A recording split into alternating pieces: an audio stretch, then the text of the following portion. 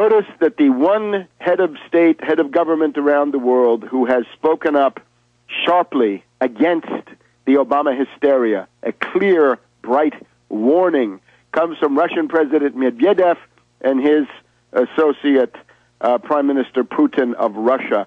And they are simply saying, don't put your missiles into Poland. Don't start the Polish missile crisis.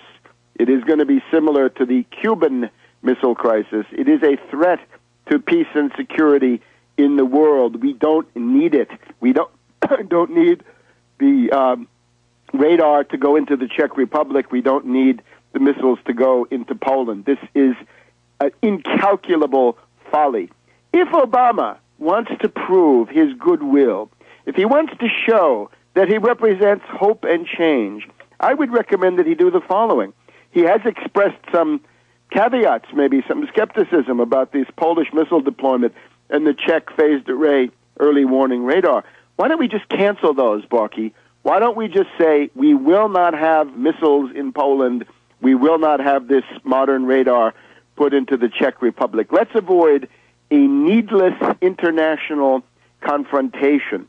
Let us tell Vice President-elect Biden, if that's really what he is, to stop his insane, hysterical calls for an invasion of Sudan, the biggest country in Africa, the country which, when imperialist armies go there, they often don't come back. You remember that movie about General Gordon of the British at Khartoum and all the trouble that he had, never got out of there, as it turned out.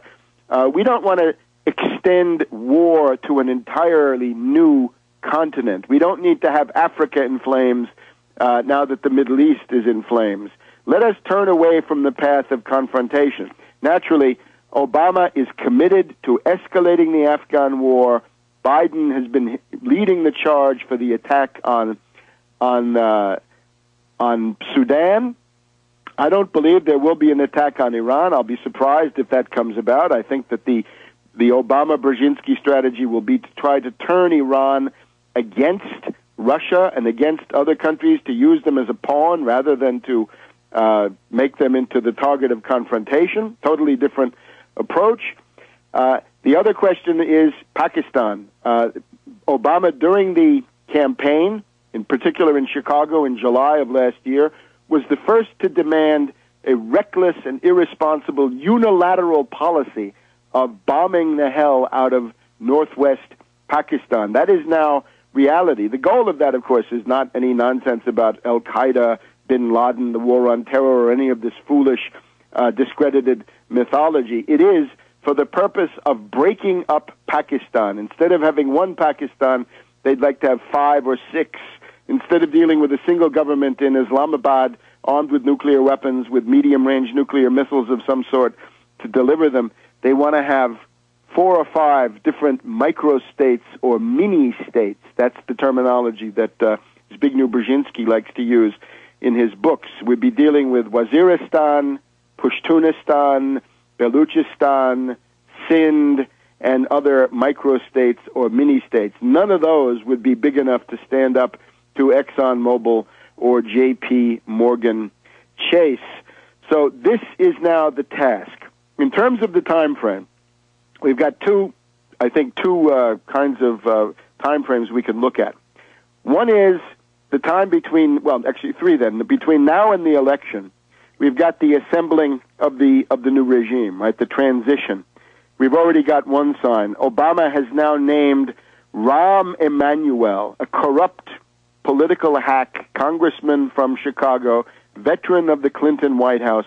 Rahm Emanuel will be the new White House chief of staff. This is about as bad as it could be. Rahm Emanuel was on the dark side of the Clinton White House. He is a member of the Illinois Bipartisan Combine. That means the joint operation by Republicans and Democrats to loot the people of Chicago, to loot the state of Illinois. This is what went on. This is the thing that Barkey comes out of. Obama is somebody who has swum and cavorted in the cesspool of filth, corruption, and graft of the Illinois Bipartisan Combine. Rahm Emanuel is also somebody who spent the first Gulf War as a volunteer for the Israeli Defense Force. This is not a good choice. We'll be back in a minute.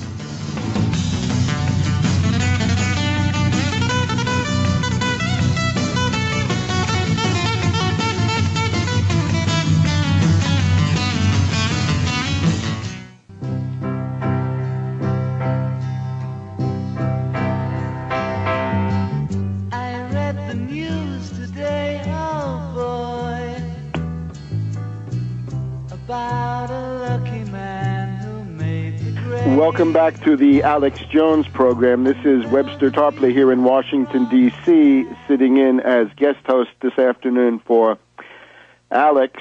Again, what I'm proposing now is political mobilization during the time of the transition, during the first 100 days, and essentially for the next 2 years. There will be a congressional election in 2 years if the institutional arrangements remain as they have been, right? That's been fairly reliable in American history. We've had these congressional elections, the midterm elections, where you'll be able to register your opinions about this new regime.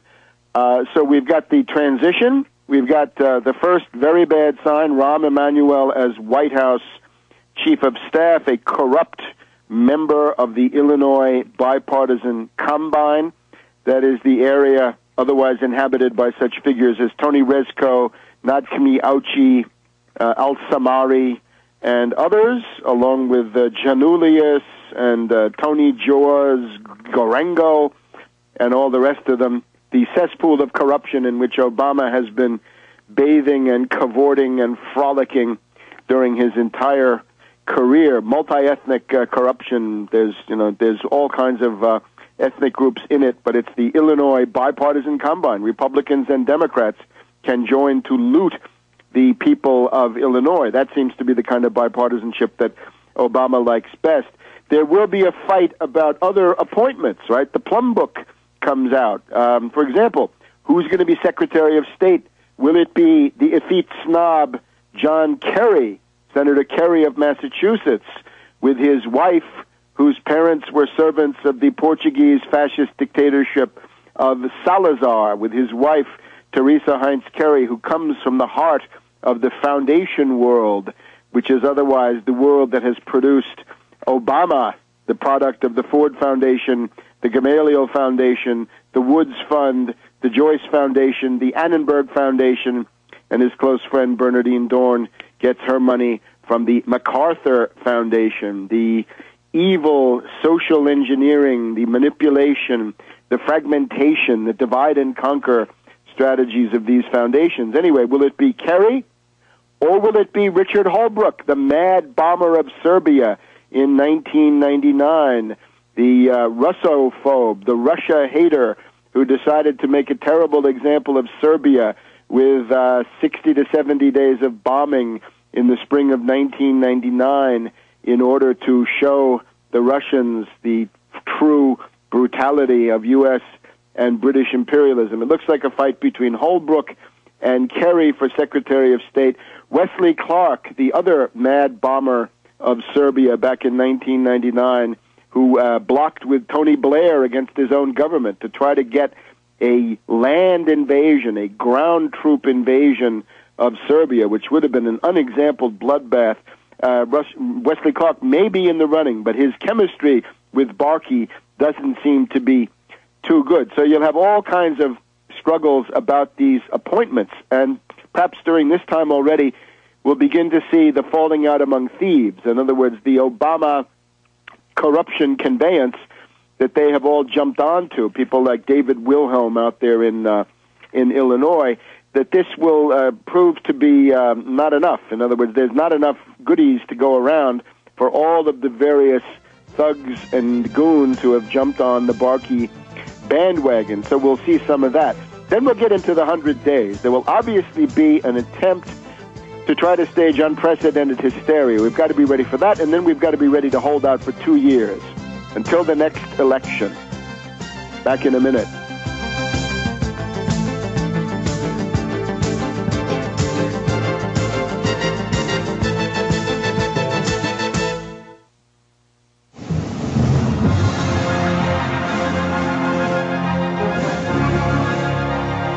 welcome back. This is the Alex Jones program, but I'm Webster Tarpley here in Washington, D.C., sitting in for Alex this afternoon as guest host. And we've obviously got a lot to cover. The new regime, we've had the Obamageddon. Obamageddon has occurred, and we're still standing, and we still intend to resist the attempt to transform the U.S. economy and institutions in what can only be called a fascist, neo-fascist, fascistoid, social fascist direction. Might as well call it a plain old fascist direction. Notice that the American people are still majority anti-fascist. 48%, even according to the official statistics,